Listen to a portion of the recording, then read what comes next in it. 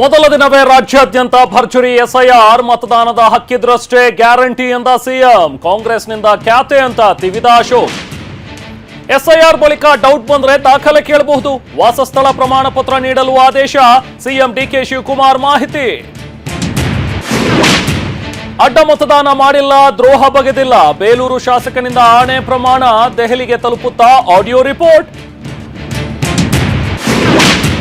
ಅವರಿಗೆ 100 ಕೋಟಿ, ನಮಗೆ 50 ಕೋಟಿ. ಅನುದಾನಕ್ಕಾಗಿ ಸಿಎಂ ಭೇಟಿಯಾಗಲು ಬಿಜೆಪಿ ರೆಡಿ.